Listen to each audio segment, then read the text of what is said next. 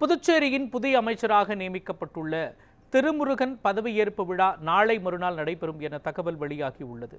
புதுச்சேரியின் போக்குவரத்து துறை அமைச்சராக இருந்த சந்திர பிரியங்கா கடந்த ஆண்டு அக்டோபர் மாதம் பதவியிலிருந்து நீக்கப்பட்டார்.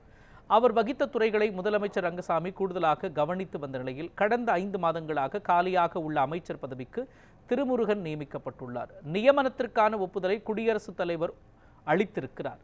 இந்நிலையில் புதிய அமைச்சர் துரை திருமுருகன் பதவியேற்பு விழா நாளை மறுநாள் ஆளுநர் மாளிகையில் நடைபெறும் என தகவல் வெளியாகியிருக்கின்றது. புதிய அமைச்சராக பதவியேற்க உள்ள திருமுருகன் 3வது முறையாக காரைக்கால் வடக்கு தொகுதியிலிருந்து சட்டமன்ற உறுப்பினராக தேர்வு செய்யப்பட்டவர் என்பது குறிப்பிடத்தக்கது. புதுச்சேரியின் புதிய அமைச்சராக திருமுருகனை நியமனம் செய்ய குடியரசுத் தலைவர் ஒப்புதல் அளித்திருக்கிறார். இந்த நிலையில் வரும் 7ஆம் தேதி பதவியேற்பு விழா நடைபெறும் என்று தகவல் வெளியாகியிருக்கின்றது.